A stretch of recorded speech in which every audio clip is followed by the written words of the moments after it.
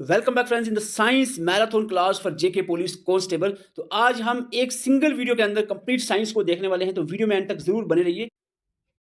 पहले हम बायोलॉजी को देखेंगे, फिर हम physics and then chemistry. Bio, physics, chemistry के तीनों साइंस के जो तीनों पार्ट्स हैं, इसके जो स्टैटिक पोर्शन है, क्योंकि हमने जो कंसेप्चुअल साइंस तो पढ़ी नहीं है, जो सिलेबस में नहीं है, जो टुडे साइंस टाइप का जो स्टैटिक पोर्शन है ना साइंस का, वो हम कवर करेंगे बायो, फिजिक्स, केमिस्ट्री का। जैसे बायोलॉजी में विटामिन हो गए, बॉडी, ह्यूमन बॉडी के फैक्ट्स हो गए, केमिस्ट्री में मेटल नॉन मेटल के रिलेटेड जो इंपॉर्टेंट फैक्ट्स होते हैं, और फिजिक्स में जो ऐसा यूनिट्स या इंस्ट्रूमेंट, इस तरह की चीज़ें जो आपको पूछी जाएंगी। उम्मीद करते हैं कि 5 से 6 क्वेश्चन आपको साइंस से आए, और आज की वीडियो में जो हम साइंस कवर करने वाले, मोस्ट ऑफ द क्वेश्चंस आपको यहीं से देखने को मिल जाएंगे। तो आइए स्टार्ट करते हैं बिना वेस्ट किए टाइम। सबसे पहले बायोलॉजी का बहुत ही important topic, that is vitamin. देखेंगे हम विटामिन किसने डिस्कवर किया। Vitamin discover by Funk. Vitamin दो तरह के होते हैं, एक होता है फैट सोलेबल, एक होता है वाटर सोलेबल। फैक्चुअल पोर्शन है, याद रखना है, कंसेप्चुअल नहीं हमने पढ़ना है। यहाँ पर फैक्ट चीजें होंगी, जो आपके सामने फैक्ट्स रखूंगा वो आपको याद रखने हैं, ठीक है। कुछ ट्रिक्स भी बीच में बता दूंगा किस तरह से याद रखने हैं, और point two point simple way में अरेंज किए हुए चीजें आप तक पहुंचाऊंगा ताकि इजिली आप याद कर सको, ठीक है। फैट सोलेबल में आप KEDA, कीड़ा, आप ऐसे याद है, कीड़ा, KEDA जो विटामिन है ये फैट सोलेबल है, और जो BC बचे पीछे वो आगे वाटर सोलेबल। BC आप इस तरह भी याद रख सकते हो, WBC, वाइट ब्लड सेल। तो ब्लड में जो व्हाइट ब्लड सेल्स होता है ना, WBC, आप ऐसे याद रखो। ये जो वाटर सोलेबल है वो कौन से हैं, BC, ओके। दूसरा आप फैट सोलेबल में कीड़ा याद रख सकते हो। और आपको पूछा जाए सनलाइट से कौन सी विटामिन मिलती है, वो है विटामिन D। मैं ऐसे क्वेश्चन बोलूँगा कि 10th बेस एग्जाम होना है, तो आपको बेसिक क्वेश्चन भी पूछे जाएंगे, एडवांस ज़्यादा आप जाओगे या ना हो कि बेसिक भूल जाओ। विटामिन पे आपको 3 चीज़ याद रखनी। एक तो सबसे पहले कि विटामिन का ए का साइंटिफिक नाम क्या है इसका, और दूसरा आपका डिफिशियंसी डिजीजेस, और तीसरा रहता है आपका सोर्सेज। सोर्सेज आपको 2-3 विटामिन के याद है, जैसे ए आ गया, इसमें आ गया कैरेट हो गया, इस तरह के फ्रूट्स हो गए। उसके बाद आपको सी का याद रखना। विटामिन सी में आपको सिट्रस फ्रूट, जो लेमन, ऑरेंज वगैरह खट्टी चीज़ें से विटामिन सी मिलती है, ठीक है। और विटामिन D जो है वो सनलाइट से मिलती है। आपने ये 3 याद रखना है, ठीक है। 3 की सोर्सेज याद रखना है आपको। विटामिन ए का साइंटिफिक नाम क्या है, रेटिनोल। इसकी कमी से कौन सी बीमारी होती है, नाइट ब्लाइंडनेस। विटामिन B1 का साइंटिफिक नाम थायमीन, इसकी कमी से बैरी बैरी डिजीज होती है। विटामिन सी साइंटिफिक नाम एस्कॉर्बिक एसिड, इसकी कमी से स्कर्वी होती है। विटामिन D कैल्सिफेरोल, रिकेट्स और ऑस्टियोमलेशिया, इसकी कमी से बीमारियां होती है। विटामिन के का नाम फाइलोक्विनिन है, और इसकी कमी से एक्सेसिव ब्लीडिंग हो सकती है किसी भी इंजरी से। और विटामिन ई जो है, इसका नाम टोकोफेरोल है, और इसकी कमी से स्टेरिलिटी यानी इनफर्टिलिटी भी हो सकती है। तो यह है विटामिन, इसके साइंटिफिक नाम और डिफिशियंसी डिजीजेस, ओके। बी जो ग्रुप है उसको मैंने यहाँ नहीं उठाया है क्योंकि थोड़ा ज़्यादा कम्प्लेक्स हो जाएगा। और इसके बाद आता है ह्यूमन बॉडी। इंसान की जो बॉडी है, इसके रिलेटेड आपको फैक्ट्स पूछे जा सकते हैं, जैसे कि ह्यूमन बॉडी में कितने बोन्स होते हैं। बहुत बेसिक क्वेश्चन है। 206 हड्डियाँ, बोन्स होती हैं अडल्ट ह्यूमन बॉडी में। लार्जेस्ट बोन, जो सबसे बड़ी बोन जो है, हड्डी जो है, कौन सी होती है, फीमर की, जो थाई के अंदर होती है, थाई बोन। स्मॉलेस्ट बोन जो है वो स्टैपीज होती है, एयर ओसिकल, एयर के अंदर होता है। लार्जेस्ट पार्ट या आर्गन पूछा जाए बॉडी का, तो वो स्किन आपने याद रखना है। अगर ग्लैंड पूछा जाए, लार्जेस्ट ग्लैंड, तो वो आपका लीवर रहेगा। अगर आपको एंडोक्राइन ग्लैंड पूछा जाए तो वो थायराइड देगा। ये थायराइड को आप छोड़ दो, आप इतना याद रखो, largest part skin, largest gland liver. Hardest part in human body, बहुत बार एग्जाम में पूछा गया है, इनेमल ऑफ टीथ। टीथ का जो इनेमल पार्ट होता है बीच वाला, उसको हम कहते हैं इनेमल ऑफ टीथ, जो है हार्डेस्ट पार्ट है बॉडी का, ओके। इसके बाद आता है normal blood pressure. Normal blood pressure कितना होता है, 120/80 mmHg। और यूनिवर्सल ब्लड डोनर कौन सा, ओ जो है वो यूनिवर्सल ब्लड डोनर होता है, और AB यूनिवर्सल ब्लड रिसिपेंट होता है। बॉडी का नॉर्मल टेम्परेचर 37 डिग्री सेंटीग्रेड होता है, सेल्सियस होता है। और normal heartbeat, pulse rate जो है 72 बीट्स पर मिनट, यानी 72 पर मिनट होता है normal heartbeat, heart rate, pulse rate. Largest muscle, सबसे बड़ा मसल जो है गुटमस मैक्सिमस बुटिक मसल जिसको हम कहते हैं, वो होता है। और स्मॉलेस्ट मसल जो है वो स्टैपिडियस, स्टैपीज आपने ऊपर देखा, स्मॉलेस्ट बोन, बस उधर ही होता है साथ में, स्टैपिडियस स्मॉलेस्ट मसल, मसल सबसे छोटा मसल बॉडी में, वो भी एयर में होता है। सबसे बड़ी आर्टरी ओटा, और सबसे बड़ी वीन वीना केवा होती है। और लार्जेस्ट सेल, लॉन्गेस्ट सेल, सबसे लंबा लॉन्गेस्ट न्यूरॉन नर्व सेल होता है।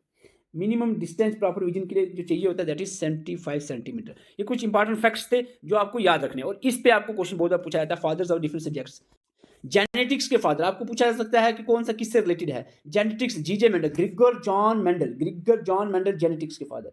एवोल्यूशन कंसेप्ट किसने दिया, इसके फादर है चार्ल्स डार्विन, एवोल्यूशन के फादर। बायोलॉजी के और जूलॉजी के फादर अरिस्टोटल हैं। केमिस्ट्री के एंटोनियो लेवाइसर, बॉटनी के थियोफ्रास्टस, फिजिक्स के एल्बर्ट आइंस्टाइन, इंग्लिश के जॉफ्री चौसर, मैथमेटिक्स के आर्किमिड्स, हिस्ट्री के हेरोडोटस, जियोग्राफी के एराटोस्टीन, इकोनॉमिक्स के एडम स्मिथ। तो ये मैंने important, the most important branches of different fields जो हैं, इसके फादर्स आपको बताए मैंने, और इसमें बहुत बार एग्जाम में पूछा गया है एवोल्यूशन के फादर चार्ल्स डार्विन के रिलेटेड क्वेश्चन, और जेनेटिक्स के ग्रेगर जॉन मेंडल। तो ये आपने दो ज़्यादा इंपॉर्टेंट हैं, याद रखने हैं सारे आपको। ओके, वीडियो में आगे बढ़ने से पहले आपको बता दें, जो भी एस्पिरेंट जेके पुलिस कांस्टेबल की तैयारी कर रहे हैं, व्हाट्सएप नंबर आपके सामने, इस पर मैसेज करना, तो आपको कंप्लीट जेके एसएसबी लेवल के एग्जाम ओरिएंटेड नोट्स प्रोवाइड किए जाएंगे, जो पॉइंट टू पॉइंट लिखे, जैसे अभी आप देख रहे हो वीडियो में, बिल्कुल पॉइंट टू पॉइंट लिखे गए नोट्स होंगे। ये तो एक टॉपिक है आज आप पढ़ रहे हो, लेकिन पूरे सब्जेक्ट के अगर आपको चाहिए, जीके ऑफ इंडिया के जितने भी टॉपिक्स हैं, Jammu and Kashmir, English, computer, reasoning, mathematics, तो सभी सब्जेक्ट के आपको नोट्स, वीडियो लेक्चर्स और एमसीक्यूज आपको प्रोवाइड किए जाएंगे, सिवाय मैथमेटिक्स के। यहाँ पर मैं मैथमेटिक्स के आपको प्रॉपर वे में उतने नोट्स नहीं मिलेंगे, बाकी सभी सब्जेक्ट के जो है आपको नोट्स जो है प्रॉपर वे में प्रोवाइड किए जाएंगे। तो ये नंबर आपके सामने है, व्हाट्सएप नंबर, इस पर आप व्हाट्सएप मैसेज करेंगे तो आपको एक कंप्लीट नोट्स जो है प्रोवाइड किए जाएंगे। तो इसका आप स्क्रीनशॉट ले लो। थोड़ा बेसिक 10th लेवल की साइंस आपको थोड़ा सा दिखा देते हैं। 10th लेवल पेपर है न्यूट्रिशन। न्यूट्रिशन क्या है? न्यूट्रिशन होता है खाना खाना, जो है हम process of taking and utilising the food for producing energy. हम खाना खाते हैं, इसको खाना, फिर उसको हजम करना, फिर उससे एनर्जी पैदा करना, ये पूरा प्रोसेस, इसको न्यूट्रिशन कहते हैं। दो तरह की न्यूट्रिशन होती है, एक होती है ऑटोट्रॉफिक, दूसरी होती है हेटेरोट्रॉफिक। पहले हम देखेंगे autotrophic nutrition. In this type of nutrition organisms prepare their own food from simple inorganic material like carbon dioxide and water. एक इस तरह की न्यूट्रिशन है जिसमें लिविंग ऑर्गेनिज्म जो होते हैं, स्पेशली ग्रीन प्लांट्स वगैरह, वो अपना खाना खुद बनाते हैं। किस चीज़ से? कार्बन डाइऑक्साइड और वाटर, दो ही मेन चीज़ें चाहिए होती है, कार्बन डाइऑक्साइड और वाटर, इंग्रेडिएंट्स हैं खाना बनाने के लिए। और एक खास चीज़ चाहिए जो पकाने के लिए, वो है सनलाइट। तो ये पूरा प्रोसेस रहता है, सनलाइट यहाँ पर मदद करती है आपको खाना बनाने में, प्लांट्स को। ठीक है, तो ऑल ग्रीन प्लांट्स और कुछ बैक्टीरिया ऐसे हैं जो ऑटोट्रॉफिक न्यूट्रिशन में आते हैं, जो अपना खाना खुद बनाते हैं। और किस प्रोसेस से बनाते हैं? फोटोसिंथेसिस। फोटोसिंथेसिस क्या? Photo means light, synthesis means preparation, बनाना। लाइट की मदद से खाना बनाने वाले प्रोसेस को फोटोसिंथेसिस कहते हैं। The process of preparing food from inorganic material like carbon dioxide और water with the help of sunlight is known as photosynthesis. सूरज की रोशनी की मदद से जो खाना बनता है ना, खाना बनता तो कार्बन डाइऑक्साइड और वाटर से है, हेल्प कौन करता है प्रिपरेशन में? सनलाइट। और सनलाइट को ट्रैप कौन करता है? Chlorophyll. Food generally prepared in the green parts of the plant. खाना जो है प्लांट के जो ग्रीन पार्ट्स होते हैं, खास करके लीव्स, पत्ते जो होते हैं, इनमें बनता है, क्योंकि इनमें एक पिगमेंट होता है जिसको क्लोरोफिल कहते हैं, जो सनलाइट को एब्जॉर्ब कर सकता है, तभी यह ग्रीन पार्ट में खाना बनता है। इसकी इक्वेशन आपके सामने है, इसको भी एक बार नजर लगा सकते हो। अब आती है हेटेरोट्रॉफिक न्यूट्रिशन। एक इस तरह की न्यूट्रिशन है जिसमें ऑर्गेनिजम्स अपना खाना खुद नहीं बना सकते, can not prepare their own food. ये दूसरे ऑर्गेनिजम्स पे डिपेंड रहते हैं, जैसे एनिमल्स हो गए, फंगाई हो गया।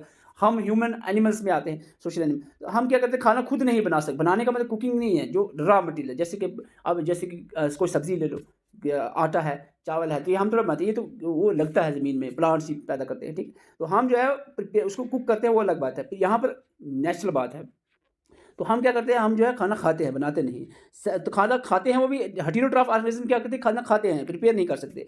और ये अलग अलग तरीके से खाते हैं। सैप्रोफाइट होता है जो गंदी चीज़ों पे खाते हैं, मरी हुई सड़ी हुई प्लांट्स एनिमल्स पे खाते हैं, जैसे फंजाई हो गया, बैक्टीरिया हो गया। पैरासिटिक न्यूट्रिशन एक इस तरह की न्यूट्रिशन है जिसमें ऑर्गेनिजम्स दूसरे किसी लिविंग जिंदा ऑर्गेनिज्म से अपना खाना निकाल लेते हैं, जैसे मच्छर हो गया, प्लाज्मोडियम हो गया, लूस हो गया, इस तरह के जो ऑर्गेनिज्म है। मॉस्किटो एक समझने वाली एग्जांपल है, सिंपल पैरासिटिक, जो दूसरे लिविंग ऑर्गेनिज्म से खाना ले लेते हैं। होलोजोइक हो गया जो फूड इंटायरली लेते हैं, जैसे हम हो गए, ह्यूमन और अदर हायर एनिमल्स जो हो गए, वो holozoic type of nutrition carry करते हैं। यानी इसमें क्या होता है? Organism take intake whole food, पूरा फूड। जैसे हम पूरा एक खाना निकल लेते हैं, एक गिरा हमने लिया, उसको हम बॉडी में डाइजेस्ट करते हैं, फिर यूटिलाइज करते हैं। ठीक है, डाइजेशन बीच में आ जाती है। सैप्रोफिटिक केस में, पैरासिटिक केस में जो है डाइजेशन नहीं, डाइजेस्टिव फूड ही उठा लेते हैं। इसके बाद आता है, ये था हमारा न्यूट्रिशन की दो टाइप्स, ऑटोट्रॉफिक और हेटेरोट्रॉफिक, आपने समझी। अब अगर हम बात करें ह्यूमन सर्कुलेटरी सिस्टम, बॉडी की बात चल रही है ना, डाइजेशन खाने की बात होगी। ठीक है, ऑटोट्रॉफिक हेटेरोट्रॉफिक हमने देख लिया। ह्यूमन सर्कुलेटरी सिस्टम की अगर हम बात करें, सर्कुलेशन क्या होता है बॉडी में? ब्लड ही तो सर्कुलेट हो रहा है ना। तो ब्लड सर्कुलेशन के लिए तीन पार्ट्स ये होते हैं, ऐसे ही नहीं हो जाता। एक होता है हार्ट। घर में अगर आपको प्लम्बरिंग का काम करते हैं ना, नलके का, उसमें आपकी पाइपें लगती हैं, एक जो आगे आपका पाइप है उसके बीच में पानी आ गया, और पीछे एक प्रेशर के लिए मोटर लगती है। ठीक है, तो ये तीन चीज़ें लगती है। यहाँ पर मोटर क्या है? हार्ट।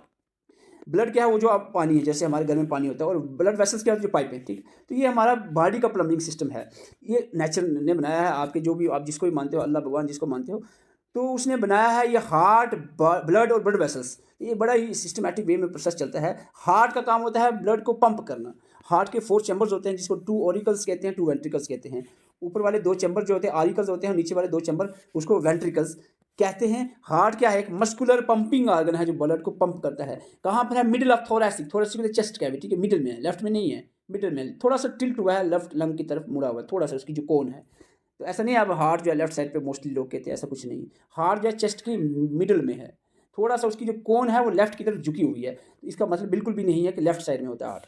हार्ट की अगर हम डायमेंशन की बात करें, 12 सेंटीमीटर इसकी ऐसे कहेंगे लंबाई है, 12 सेंटीमीटर लंबाई है हार्ट की, 9 सेंटीमीटर इसकी चौड़ाई है और 6 सेंटीमीटर इसकी थिकनेस है, मोटापा है। ये डायमेंशन इसकी आपको बता दी। वेट की बात करें, 300 ग्राम हार्ट का वेट होता है मेल्स में, और फीमेल में जो है हार्ट का वेट जो है ना वो 250 ग्राम होता है। शेप और कलर की बात करें, कोनिकल शेप होता है और कलर इसका जो है वो रेडिश ब्राउन कलर होता है हार्ट का। ये था हार्ट। ओके, अब हम बात करें ब्लड की। ब्लड पे क्वेश्चन बन सकता है। ब्लड जो है इसकी स्टडी को हेमाटोलॉजी कहते हैं। ब्लड का जो पीएच है वो 7.4 होता है, 7.4 होता है। Blood consist of watery fluid जिसको हैं प्लाज्मा, और तीन टाइप ऑफ सेल्स होते हैं। ब्लड में होता क्या है, ब्लड में एक तो वाटर पार्ट होता है, वाटर पार्ट जिसको प्लाज्मा कहते हैं, और होते हैं इसमें सेल्स, वो भी 3 तरह के sales.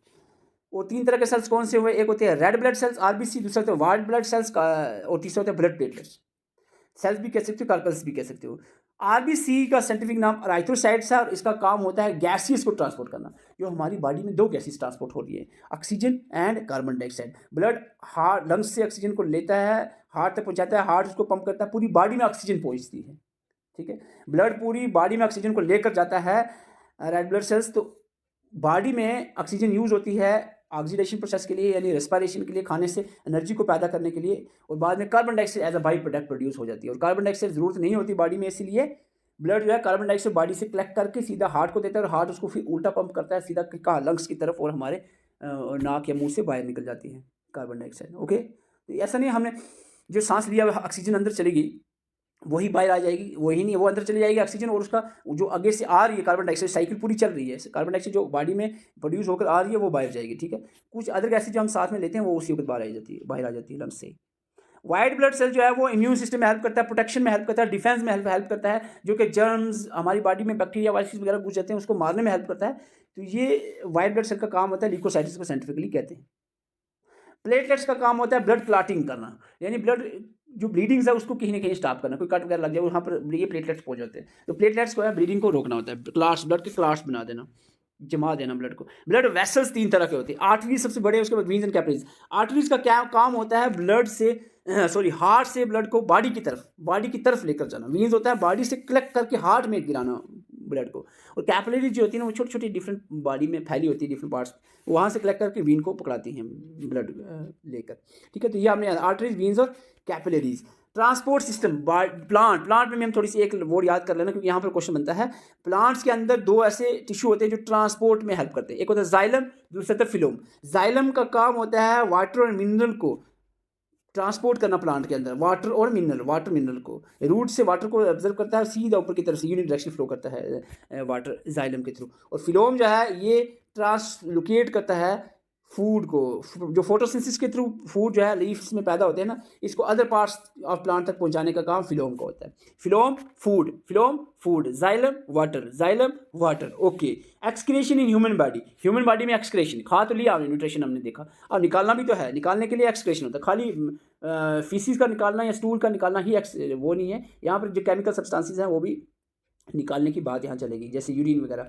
The process of removal of harmful metabolic waste, जो डाइजेशन होने के बाद जो हार्मफुल वेस्ट बच गया बॉडी में, जो भी एक्स्ट्रा वेस्ट है, उसको रिमूव करने को एक्सक्रीशन कहते हैं। और इसमें 4 पार्ट्स लगते हैं इस काम में, एक होता है किडनी, दूसरा होता है यूरिनरी ब्लैडर, तीसरा यूरेटर, और चौथा होता है हमारा यूरेथ्रा। किडनी को हम पहले ही देख लेते हैं। यहाँ पर किडनी जो है, किडनी में जो मेन पार्ट है जो फिल्ट्रेशन का काम करता है वो है नेफ्रॉन, और हर एक किडनी में मिलियंस ऑफ नेफ्रॉन्स होते हैं। यूराइनरी ब्लैडर जो भी फिल्टर होकर यूरिन बनकर आएगा वो यूराइनरी ब्लैडर में स्टे करता है जब तक हम चाहते नहीं है। उस पर स्पिंस्टर एक वेल्व ढक्कन लगा होता है, जब तक हम उसको माइंड से कंट्रोल होता है, हम चाहेंगे तो वो ओपन होगा, तो हम यूरिनेशन करेंगे। यूरेटर जो है ये 2 पाइपें होती हैं, जो जैसे ये किडनी है, सपोज ये किडनी है, अब एग्जैक्ट डायग्राम यहाँ आज से बनेगी नहीं यहाँ पर, तो ये होता है सिस्टम इस तरह का। ठीक है, यहाँ पर ये किडनी आ गई, ये यूरेटर 2 पाइप्स हैं जो गुजारते हैं आगे यूरिन को, ये यूरेथ्रा है, सॉरी यूराइनरी ब्लैडर है, ये थैलिस जो होती है जहाँ यूरिन स्टे होता है, और ये जो लास्ट पे जहाँ से यूरिन निकलता है, ये जो बीच में पाइप होती है सुराख,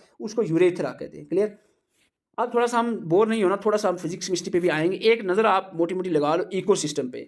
टेंसले ने टर्म दी थी इकोसिस्टम, इसका मतलब होता है लिविंग और नॉन लिविंग के बीच में आपस में इंट्रैक्शन, आपस में इंटरेक्शन, जैसे पानी और मछली आपस में इंटरेक्शन है ना, तो ये जहाँ लिविंग भी हो नॉन लिविंग भी हो और आपस में इंटरेक्शन हो, इसको इकोसिस्टम कहते हैं, ठीक है। और एबायोटिक होता है जो नॉन लिविंग कंपोनेंट्स हैं, जैसे कि आपकी लाइट आ गई, प्रेसिपिटेशन, ह्यूमिडिटी, टेम्परेचर, विंड, साइल वगैरह, ये नॉन लिविंग कंपोनेंट्स को एबायोटिक कंपोनेंट कहते हैं। बायोटिक होता है लिविंग कंपोनेंट्स, और इसमें 3 कंपोनेंट मेजर होते हैं बायोटिक में। वो है आपके प्रोड्यूसर, बनाने वाले फूड वगैरह को, कंज्यूमर खाने वाले, और डिकम्पोजर खत्म करने वाले। एक होता है खाना बनाता है प्लांट्स वगैरह, एक होता है खाना खाता है एनिमल्स वगैरह, और तीसरा होता है बैक्टीरिया, फंगस, जो खाना मर गए प्लांट्स एनिमल, उसको खत्म करके वापस ज़मीन में मिलाता है, ताकि ज़मीन में न्यूट्रिएंट्स आए, फर्टिलिटी बढ़े, वापस से प्लांट ग्रो। ये एक साइकिल चलती रहती है, ठीक है। यहाँ पर प्लांट्स आए, जिसने खाना बनाया, यहाँ पर एनिमल है जिसने खाया, ये आगे डिकम्पोजर जिसने खत्म किया, फिर से वापस ये साइकिल चल पड़ी। तो ये होता है प्रोड्यूसर, कंज्यूमर और डिकम्पोजर। प्रोड्यूसर्स में आगे आपके ऑटोट्रॉफ, जैसे ग्रीन प्लांट्स फोटोसिंथेसिस के थ्रू अपना खाना बनाते हैं, ग्रीन प्लांट्स वगैरह। कंज्यूमर्स में एनिमल्स आ जाते हैं जो अपना खाना नहीं बना सकते, इनको हेटेरोट्रॉफ भी कह सकते हैं हम, दूसरों पे डिपेंड रहते हैं। इसमें डिफरेंट तरह के कंज्यूमर्स आते हैं। पहले आता है प्राइमरी कंज्यूमर। प्राइमरी होता है जो डायरेक्ट प्रोड्यूसर पे डिपेंड रहते हैं, जैसे ये है ग्रास, ये क्या है, ये प्रोड्यूसर्स हैं, ठीक है। यहाँ आ गए प्राइमरी कंज्यूमर जो कि ग्रास पे डिपेंड रहते हैं, जैसे कि ये आ गया ग्रास होपर। इसके बाद आ गया फ्रॉग जो अदर एनिमल पे डिपेंड रहते हैं, ठीक है। तो ये आगे प्राइमरी, सेकेंडरी और टर्शरी भी हो सकता है ये इस तरह से। तो ये फूड चैन बन जाएगी आगे, आप देखोगे। प्राइमरी कंज्यूमर जो जिनको हम हार्बीवोर्स भी कहते हैं, जो प्लांट्स वगैरह खाते हैं। सेकेंडरी कंज्यूमर को हम कार्निवोर्स कहते हैं, जो एनिमल्स को खाते हैं। टर्शरी भी कार्निवोर्स होती है, टॉप लेवल के कार्निवोर्स हैं, एनिमल्स को खाते हैं लेकिन इनको कोई नहीं खाता। तो इसको आप इस तरह से भी डिफाइन कर सकते हैं। हार्बीवोर्स, कार्निवोर्स, ओमनिवोर्स, सेट्रीवोर्स, ये आपको एग्जाम में पूछा जा सकता है। हार्बीवोर्स वो एनिमल्स होते हैं जो प्लांट्स को खाते हैं, the animals which feed on plants, जो प्लांट्स को खाते हैं, जैसे रैबिट हो गया, इंसेक्ट्स हो गए, ये हार्बीवोर्स होते हैं। कार्निवोर्स वो एनिमल्स होते हैं जो हर्बीवोर्स यानी अदर एनिमल्स को खाते हैं। कार्निवोर्स वो होते हैं जो अदर एनिमल्स को खाते हैं, जैसे फ्रॉग ग्रास होपर को खा देता है, स्नेक फ्रॉग को खा देता है, ये कार्निवोर्स कैटेगरी में आते हैं। ओमनिवोर्स जो दोनों प्लांट्स और एनिमल्स दोनों को खाते हैं, इसको ओमनिवोर्स कहते हैं, जैसे ह्यूमन आ गया। डेट्रीवोर्स जो डेड मरी हुई चीज़ें को खाते हैं, मरी हुई सड़ी गली हुई चीज़ों को खाते हैं, वेस्ट प्रोडक्ट को खाते हैं। इसमें अर्थवार्म, एंट वगैरह वगैरह आ जाता है डेट्रीवोर्स में, ओके। डिकम्पोजर्स जिसमें बैक्टीरिया, फंजाई आते हैं, जो कि ब्रेक डाउन करते हैं जितने भी कॉम्प्लेक्स ऑर्गेनिक मॉलिक्यूल्स होते हैं, यानी जिंदा चीज़ें जो मर जाती हैं, प्लांट्स एनिमल जो मर जाते हैं, उसको खत्म कर देते हैं ये फंजाई और बैक्टीरिया, और ज़मीन में मिला देते हैं ताकि मिट्टी की फर्टिलिटी बढ़े और फिर वापस से चैन चले। फूड चैन क्या है? फूड चैन वही जो अभी तक आप सुन रहे हो, एक चैन होती है जिसमें सबसे पहले प्रोड्यूसर आता है, उसके बाद आपके कंज्यूमर्स आते हैं, और फिर कभी डिकम्पोजर भी आप यहाँ पर ले सकते हो नीचे। इसमें सबसे पहले ग्रास होपर आके, अगर हम सिंपल फूड चैन देखें, ग्रास होपर को ग्रास होपर खाएगा, ग्रास होपर को फ्रॉग को स्नेक खा जाएगा, स्नेक को हॉक या ईगल खा जाएगी, ओके। ये 5 लेवल की हमने चैन बताई। फूड चैन होता है transfer of energy, transfer of food energy from producer through a series of organism. इसमें हम सिंपली कह सकते हैं it's a series of organism in which one organism eat other and is being eaten by another. तो इस तरह से चैन चलती रहेगी। दो तरह की फूड चैन हो सकती है, ग्रेजिंग और डेट्रीटस या डेट्रोटर फूड चैन। ग्रेजिंग होता है जो लिविंग से स्टार्ट हुई, जैसे ग्रास से स्टार्ट हुई। ग्रास क्या लिविंग होता है ना, रैबिट, ग्रास को रैबिट ने खाया, रैबिट को लाइन खा गया, तो एक चैन बन गई। एक चैन हमने ऊपर देखी, ये भी ग्रेजिंग है, ये जो ग्रास या लिविंग प्लांट से शुरू होती है। डेट्रीटस जो डेड ऑर्गेनिज्म शुरू होते हैं, dead micro organisms, dead decay micro organisms, fishes, और फिशिस को बिग फिशिस खा गई, तो ये एक चैन चलेगी जहाँ पर डेड ऑर्गेनिज्म से स्टार्ट होती है चैन, डेट्रीटस चैन कहते हैं। फूड वेब, जहाँ बहुत सारी फूड चैन इंटरलिंक्ड हो जाती है, उसको फूड वेब कहते हैं। ओजोन लेयर, सिर्फ 10 मिनट और लूँगा क्योंकि साइंस को 30-40 मिनट में कवर करना थोड़ा सा डिफिकल्ट होता है। एक बार आप सुन लो, फिर उसके बाद डायरेक्ट आप नोट्स पढ़ोगे ना, समझ नहीं आएगा। एक बार थोड़ा सुन लो, जिसने लिखे होते हैं ना उसको पता होता है, क्योंकि मैंने काफ़ी चीज़ें पॉइंट वाइज लिखी हैं, ज़्यादा एलोबरेट नहीं किया है, क्योंकि ये 2-3-4-5 पेजेस पे आ गई सारी कहानी। तो इसीलिए थोड़ा सुन लो, फिर इसको एक बार रीड आउट करना, फिर डेफिनेटली आपको समझ आ जाएगी सारी कहानी। Ozone layer depletion. Ozone layer क्या है? एटमॉस्फेयर में ऊपर आप देखो तो एटमॉस्फेयर में लगभग 25 किलोमीटर या 30 किलोमीटर के बीच में एक गैसीज लेयर बनी हुई है, ओजोन गैस की एक लेयर बनी है। आपको दिख नहीं रही है क्योंकि गैस की लेयर है, गैसेस दिखती नहीं होती। ओजोन गैस कौन सी? O3, ओजोन गैस की लेयर बनी हुई है, जिसका काम होता है सूरज से, ये हमारा ज़मीन है ना अर्थ, और ये सूरज है, एक यहाँ पर एक लेयर बनी हुई है गैसीज लेयर, जिसका नाम है ओजोन लेयर। इसका काम है सूरज से आने वाली रोशनी को, खास करके अल्ट्रावायलेट रेडिएशंस को रिफ्लेक्ट बैक कर देते हैं, ज़मीन पर नहीं आने देते। अल्ट्रावायलेट रेडिएशन बड़ी खतरनाक होती है, अगर ज़मीन पे आ जाए ना तो बहुत ज़्यादा प्रॉब्लम क्रिएट कर दे। तो ओजोन लेयर जो है ये स्ट्रेटोस्फेयर, एटमॉस्फेयर की जो दूसरी लेयर में, अर्थ है ना, अर्थ के इर्द गिर्द पहले एक होती है ट्रोपोस्फेयर, फिर stratosphere, mesosphere, ionosphere, exosphere. Geography आपने पढ़ी है तो वहाँ पर आपको पता होगा। स्ट्रेटोस्फेयर लेयर में होती है ओजोन लेयर, ठीक है, एटमॉस्फेयर की स्ट्रेटोस्फेयर में, जिसका काम होता है प्रोटेक्ट करना अर्थ को, किससे? अल्ट्रावायलेट रेडिएशन, जो यूवी रेज हैं, अल्ट्रावायलेट रेडिएशंस हैं जो सूरज से आ रही, उससे ज़मीन को बचाना। और खतरे की बात तो यहाँ पर बनती है कि जो एक प्रोडक्ट है, एक कंपाउंड है क्लोरोफ्लोरोकार्बन, एक ऐसा कंपाउंड है जो एटमॉस्फेयर में रिलीज हो रहा है, और इसके रिलीज होने से क्या है, ये ओजोन को तोड़ रहा है, ओजोन लेयर को तोड़ रहा है। वो कैसे तोड़ रहा है, जो O3 है ना, इसको ये तोड़ रहा है, इसको ये तोड़ रहा है किसमें, इसको ये तोड़ रहा है O2 प्लस O में। तो यहाँ पर ओजोन खत्म हो रहा है। तो ओजोन लेयर का डिप्लीट होना इसके सबसे बड़ा कारण है CFC, क्लोरोफ्लोरोकार्बन्स। और ये जो क्लोरोफ्लोरोकार्बन्स है ये डिफरेंट सोर्सेज से निकलता है। एयर अपने जो फ्रिज होता है ना, उसका रेफ्रिजरेटर का जो पीछे कूलेंट्स होता है उससे निकलता है। AC जो आपके घर में लगते हैं उससे निकलता है।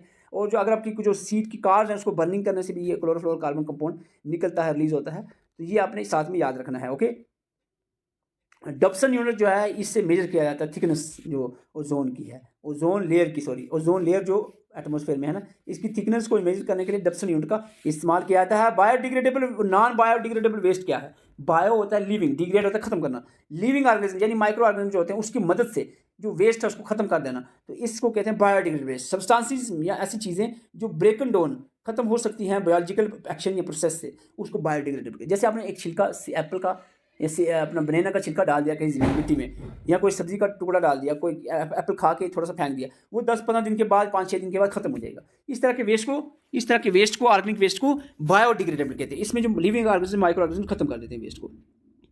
जैसे डेड एनिमल्स हो गए, प्लांट्स हो गए, सीवेज वेस्ट आ गया जो गीला कचरा बन जाता है, पेपर क्योंकि पेपर लकड़ी से बनता है, लकड़ी के लिविंग्स है ना, वुड, ईल्स ऑफ वेजिटेबल यानी जो वेजिटेबल्स के छिलके होते हैं सब्जियों के, फ्रूट्स, ये सारी चीज़ें बायोडिग्रेडेबल हैं। ये अगर ज़मीन में पड़ भी जाती है ना खत्म हो जाएंगी। और नॉन बायोडिग्रेडेबल बहुत खतरनाक होती है, जो ज़मीन में पड़ गई, जैसे पॉलीथीन हो गया वगैरह, वो प्लास्टिक, आयरन, मेटल वगैरह, ये चीज़ें खत्म नहीं है, जब ऐसे ही पड़ी रहती हैं। जैसे plastic bag, glass bottle, empty tin के जो कैंस होते हैं, या DDT जो केमिकल है, इंसेक्टिसाइड केमिकल, पेस्टिसाइड केमिकल, ये ऐसी चीज़ें हैं जो ख़त्म नहीं होती और ये अनचेंज रहती हैं, एटमॉस्फेयर को बहुत नुकसान पहुंचाती हैं। बायोमैग्निफिकेशन कहते हैं कि किसी भी फूड चैन में कोई केमिकल सब्सटेंस आ जाता है ना, तो वो इंक्रीज़ करता रहता है, एक लेवल से दूसरे टॉपिक लेवल तक बढ़ता ही रहता है वो केमिकल। कम्युनिकेबल और नॉन कम्युनिकेबल डिजीज़ के बारे में बताऊंगा आपको। कम्युनिकेबल डिजीज़ होती है फैलने वाली, जो एक ऑर्गेनिज्म से दूसरे ऑर्गेनिज्म तक जाती हैं। ये डिजीज़ जो होती हैं ये हो सकता है वायरस से हो, इंसेक्ट इसको काज करता हो, वायरस करता हो, बैक्टीरिया हो, प्रोटोजोन हो, डिफरेंट लिविंग ऑर्गेनिज्म इस तरह की बीमारियां, पैथोजेंस काज कर सकते हैं। और इसमें जो है they are contagious and can be transmitted to one person to another, एक दूसरे से को फैलती हैं, कंटाजीनियस इसको हम कह सकते हैं। 4 तरह की मेजर ये बीमारियां होती हैं कम्युनिकेबल डिजीज। एक होती है viral disease, bacterial disease, protozoal disease and fungal disease. ये 4 तरह की major types of major type of communicable disease होती हैं। आपको एग्जाम पूछा जा सकता है which of the following is a bacterial disease, या इज अ वायरल डिजीज, या is not a viral disease. तो आपको एटलीस्ट एक तो अच्छे से याद रखना है। तो एक मैं कहूँगा बैक्टीरियल याद रखो। ये क्या है, ये क्या है, बैक्टीरियल डिजीजेस। कौन सी हैं ये आपने याद रखना ट्रिक के साथ, पहले 2-3 बार पढ़ लो फिर ट्रिक लगाना। Typhoid, tetanus, tuberculosis, typhoid, tetanus, tuberculosis, pneumonia, plague pertussis, pneumonia, plague pertussis, cholera leprosy, cholera leprosy. ठीक है, तो यहाँ पर TTT है। ठीक है, typhoid, tetanus, tuberculosis, pneumonia, plague pertussis, उसके बाद CL आ जाता है, TTT, CL, कॉलरा लेप्रोसी। इसके जो पैथोजन है जिससे ये बीमारियाँ होती हैं ये भी आप इसको याद कर सकते हो। और वायरल बीमारियाँ जो है, small pox, chicken pox, common cold, जुकाम, सर्दी जो होती है ये वायरल होती है। इन्फ्लुएंजा, फ्लू, कोरोना आगे जैसे mumps, influenza, AIDS, dengue, rabies, hepatitis, तो ये जो इस तरह की बीमारियां हैं ये वायरल हैं। इसके आप पैथोजन भी याद कर सकते हैं साथ में। प्रोटोजोनल मेरे ख्याल से इतना ज़्यादा ज़रूरी नहीं है, एडवांस हो जाएगा, अगर आप चाहो तो नज़र लगा सकते हो। नॉन कम्युनिकेबल डिजीज़ जो फैलती नहीं है, एक दूसरे को नहीं, एक बंदे से दूसरे को नहीं लगती हैं, इसमें आपके हार्ट डिजीज़ आ जाता है, हार्ट स्ट्रोक आ जाता है, cancer, diabetes, chronic lungs disease, ये इस तरह की बीमारी। डायबिटीज़ कभी आपको पता है एक दूसरे से होती है, आप किसी शुगर वाले मरीज़ के साथ बैठो तो क्या उससे आपको चिपक जाएगी? नहीं ना होगी। लेकिन अगर आप किसी को ज़ुकाम लगा है, छींक मारेगा तो आपको भी आ सकती है, उससे इन्फेक्शंस आप तक पहुंच सकते हैं। तो वो इन्फेक्शस कम्युनिकेबल डिजीज़ थी, ये नॉन कम्युनिकेबल है, ये नहीं फैलती हैं। लेकिन दुनिया में सबसे डेथ जो है वो नॉन कम्युनिकेबल डिजीज़ से की वजह से ही होती है। अब हम थोड़ा फिजिक्स पे आते हैं, थोड़ा 10 मिनट और थोड़ा सब्र कर लो। फिजिक्स पे हम आते हैं, वीडियो की स्पीड में पहले ही बढ़ा दूंगा, 1.25 कर दूंगा, तो थोड़ा सा घबराना नहीं है आपने। फिजिक्स की बात करें, फिजिक्स सबसे पहले आपको SI यूनिट्स का पता होना चाहिए, एग्जाम पूछी जा सकती है। लेंथ की मीटर, मास की किलोग्राम, टाइम की सेकंड, इलेक्ट्रिक करंट की एम्पेयर, इलेक्ट्रिक चार्ज की कूलम, इलेक्ट्रिक पोटेंशियल की वोल्ट, टेम्परेचर की केल्विन, अमाउंट ऑफ सब्सटेंस की मोल। ये जो बेसिक SI यूनिट्स हैं जो आपको याद होनी चाहिए। इसके अलावा कुछ हम एडवांस में देखते हैं। ल्यूमिनस इंटेंसिटी कैंडेला, फोर्स की न्यूटन, बहुत बार एग्जाम पूछा गया, फोर्स की Newton, energy heat work, energy work heat तीनों की जूल है ऐसे यूनिट, एनर्जी वर्क और हीट तीनों की जूल है। पावर की वाट, फ्रीक्वेंसी की हर्ट्ज, रेसिस्टेंस की ओम, रेडियो एक्टिविटी वैकल्टी। ये आपके सामने मैंने most and the most important ऐसे यूनिट्स रखे हैं। पूरी लंबी कहानी है, 50-100 नहीं रखी, एटलीस्ट इतनी आपको ऐसे यूनिट्स आनी चाहिए। और इसके साथ साथ कुछ इंपॉर्टेंट इंस्ट्रूमेंट मैं 50-100 नहीं रखे, सिर्फ 10 से कहूँगे। इनके आपने फंक्शंस याद है, जैसे एमीटर करंट को मेजर करने के लिए यूज होता है, एनीमोमीटर विंड की जो वेलोसिटी हवा की उसको मेजर करना, बैरोमीटर एटमॉस्फेरिक प्रेशर को मेजर करने के लिए बैरोमीटर यूज होता है, फैथोमीटर जो ओशन की डेप्थ होती है ना उसको मेजर करने के लिए यूज, गैल्वेनोमीटर जो स्मॉल लो मैग्नीट्यूड के करंट्स होते हैं उसको मेजर करने के लिए, देखने का थोड़ा सा भी को करंट है इसमें। हाइग्रोमीटर ह्यूमिडिटी एयर के अंदर, ये वो ना हाइग्रोमीटर, स्फेगोफोनोमीटर और बैरोमीटर, ये एग्जाम में पूछे गए तीनों, ठीक है। हाइग्रोमीटर ह्यूमिडिटी को मेजर करता है, पायरोमीटर जो हाई टेम्परेचर सन के टेम्परेचर तक को भी मेजर कर लेता है, सिस्मोग्राफ जो इंटेंसिटी ऑफ अर्थ को क्वेक के जो शॉक्स हैं उसको मेजर करता है, सिग्मोमोनोमीटर। तो प्रोनाउंसिएशन की माफ़ी चाहता हूँ, टंग प्रॉब्लम है थोड़ा सा, ये रहेगा ऐसा, बहुत सारे कमेंट्स करते रहते हैं, फिर भी बहुत बता भी चुका हूँ। सिफिकोफोनोमीटर जो है इसका काम होता है ब्लड प्रेशर को मेजर करना, और ये 3 से 4 बार एग्जाम में पूछा गया पिछले 6-7 सालों में, तो ये आपने याद रखना है। इसके बाद स्टेथोस्कोप जो है ये हार्ट और लंग्स की साउंड्स को एनालाइज करता है, और आगे हम देखेंगे। ये था इंपॉर्टेंट इंस्ट्रूमेंट। इसके बाद हमारा आता है कुछ इन्वेंशंस, और इसकी इन इन्वेंशंस के जो इन्वेंटर्स हैं इसको हम देखेंगे, ठीक है। ये आ गया।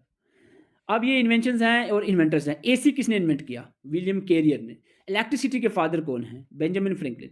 वॉच किसने डिस्कवर की, इन्वेंट की? पीटर हिल ने। Radio Marconi. Electric bulb Thomas Alva Edison. Ball point pen John Lord. Telescope Hans Lippershey. Television Baird. Mobile phone Martin Cooper. Typewriter Christopher Sholes, और कीबोर्ड भी इन्होंने ही डिस्कवर किया था। तो ये हमने 10 मोस्ट इंपॉर्टेंट जो है प्रोडक्ट्स और इनके इन्वेंटर्स आपके सामने रखे। और इसके बाद हमारा ह्यूमन आई के रिलेटेड आप थोड़ा सा रीड कर देना कि iris, people, cornea, lens, retina वगैरह क्या होते हैं, और क्वेश्चन आपको यहाँ से बनता है। मायोपिया क्या है और इसकी करेक्शन कैसे होगी? आंखों की बीमारियां हैं ये, ठीक है, आंखों की बीमारियां हैं ये। Myopia, hypermetropia, presbyopia, astigmatism.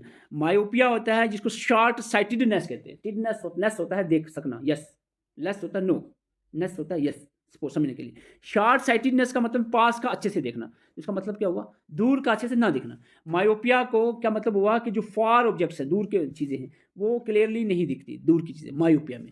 तो इसके अपोजिट हाइपरमेट्रोपिया में इसको लॉन्ग साइटेडनेस कहते हैं, दूर की चीज़ें अच्छी से दिखती हैं, मतलब पास की चीज़ें अच्छी से नहीं दिखती। थोड़ा सा कंफ्यूज नहीं होना है, ऐसे लिखने वाले ने लिखा है, साइंस बनाने वाले ने, कि मायोपिया को शॉर्ट साइटेडनेस कहते हैं, ठीक है। और इसकी करेक्शन के लिए कनकेव लेंस का यूज़ किया जाता है। हाइपरमेट्रोपिया के करेक्शन के लिए कन्वेक्स लेंस का यूज़ किया जाता है। Presbyopia Elder person, old age में जो आंखों की बीमारियां होती हैं जिसमें दूर और नज़दीक दोनों का ही नहीं दिखता, इसलिए बाईफोकल लेंथ का लेंसेज का इस्तेमाल किया जाता है, बाईफोकल लेंसेज का इस्तेमाल किया जाता है।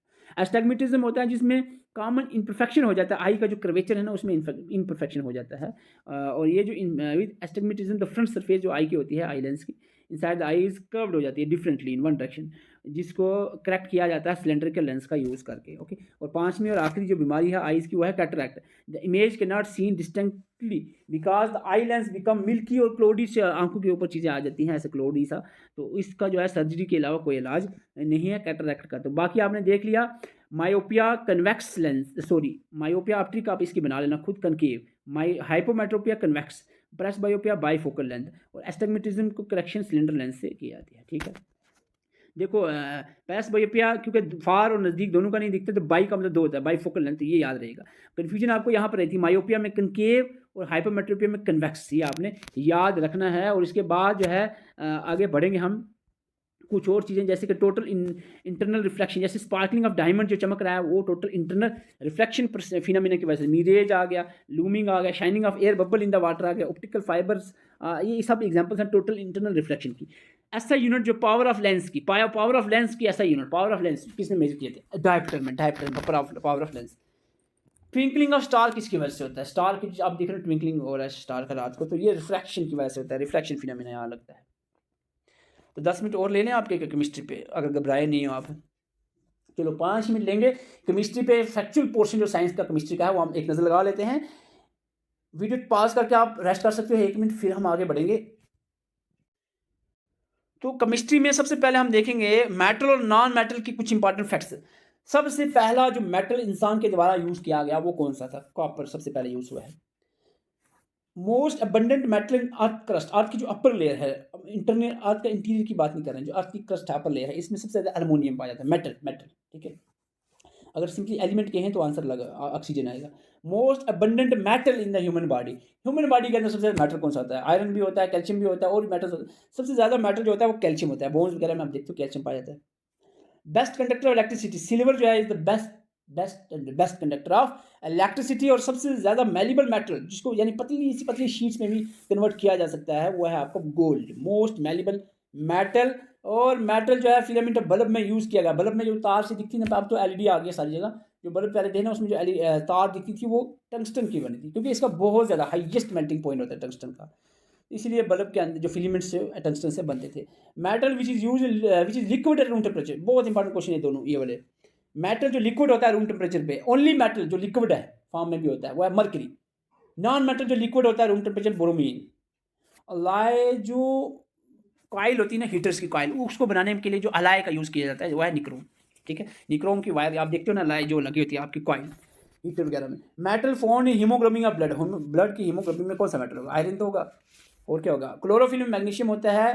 Most reactive metal potassium. अगर आपको सेकंड नंबर पे कहे तो आपको याद रखना सोडियम सबसे पहले टॉप पे आता है आपका मोस्ट रिएक्टिव मेटल, वो है पोटेशियम। दूसरे नंबर पर सोडियम आता है। इसीलिए सोडियम और पोटेशियम को केरोसिन में भी रखा जाता है क्योंकि बहुत ज़्यादा रिएक्ट कर देते हैं। कंपाउंड जिसको फूल्स गोल्ड कहते हैं, iron pirates hardest, this is the question hardest substance on the earth. अगर ह्यूमन बॉडी का पूछे तो इनेमल ऑफ टीथ, लेकिन पूरी दुनिया में सबसे ज़्यादा हार्डेस्ट कोई सब्सटेंस एलिमेंट है वो है आपका diamond, okay. Purest conductor of heat lead है, और प्योरेस्ट फॉर्म है प्योरेस्ट, ये प्योरेस्ट था, ये प्योर सबसे प्योर फॉर्म आयरन की रॉट आयरन है। ये कुछ मेटल नॉन मेटल के फैक्ट्स याद रखने हैं। और आपको कॉमन साइंटिफिक नेम पूछा जा सकता है। बेकिंग सोडा का साइंटिफिक नाम सोडियम बाइकार्बोनेट या सोडियम हाइड्रोजन कार्बोनेट भी कहते हैं। वॉशिंग सोडा को सोडियम कार्बोनेट कहते हैं। ब्लीचिंग पाउडर का साइंटिफिक नाम कैल्शियम ऑक्सीक्लोराइड और स्टेबल साल्ट नमक sodium chloride. POP plaster of Paris, calcium sulphate hemihydrate. Marsh gas methane को कहते हैं। Muriatic acid hydrochloric acid HCl जो स्टोमिक में होता है इसको कहते हैं। Aspirin acetyl salicylic acid. Quicklime चूना calcium oxide. Dry ice solid carbon dioxide. Chalk calcium carbonate. Vinegar acetic acid. तो इसके साथ साथ आपको ये पूछा जा सकता है कि आयरन का जो है सिंबल क्या है। आयरन मैंने वो सिंबल लिखे हैं, एलिमेंट्स बहुत सारे हैं, लेकिन मैंने उन एलिमेंट्स के सिंबल आपको बता रहा हूँ जिनके उनके नाम से नहीं है, ठीक है। कार्बन का C है, हाइड्रोजन का H है, ये बताने की जरूरत नहीं है। हमें वो बताना है जो उसके नाम से नहीं, जैसे आयरन का IR नहीं है, Fe है, ठीक है। सोडियम का Na, सिल्वर का Ag, टिन का Sn, एंटीमोनी का Sb, टंगस्टन का W, गोल्ड का Au, मर्करी का Hg। याद रखना है 5-6 ही मैंने आपको बताया है। लेड का Pb, पोटेशियम का K, कॉपर का Cu, तो ये आपने याद रखने हैं। और कुछ एलिमेंट्स के और सिर्फ 4 के मैं बता रहा हूँ। एल्युमिनियम का और सबसे इंपॉर्टेंट बॉक्साइट, मर्करी का सिनेबर, आयरन का बहुत सारे ओर्स होते हैं, सबसे इंपॉर्टेंट बता रहा हूँ हेमाटाइट, लेड का Galina. The most important ores elements के ओर्स आपने याद रखने हैं। तो यहाँ पर हमारा सिलेबस होता है कंप्लीट। अब मेरे ख्याल से कोई भी टॉपिक पेंडिंग नहीं रहा है, पूरा हमने GK JNK English computer reasoning complete कर दिया। अगर आपको लगता है कोई टॉपिक बच गया नहीं है, कमेंट करें, जरूर बताएं आप कमेंट करके। अगर आपको कंप्लीट सिलेबस के शॉर्ट पॉइंट टू पॉइंट लिखे गए नोट्स चाहिए, व्हाट्सएप नंबर आपके सामने है, इस पर आप व्हाट्सएप मैसेज कर सकते हैं, स्क्रीनशॉट इसका आप ले लें। Thank you for watching. Video अच्छी लगी वीडियो को लाइक जरूर करके जाए। चैनल पर नए हैं तो ये आपको ब्लैक कलर का जो बटन लिख रहा है उसको प्रेस करके जरूर जाए। Thank you for watching.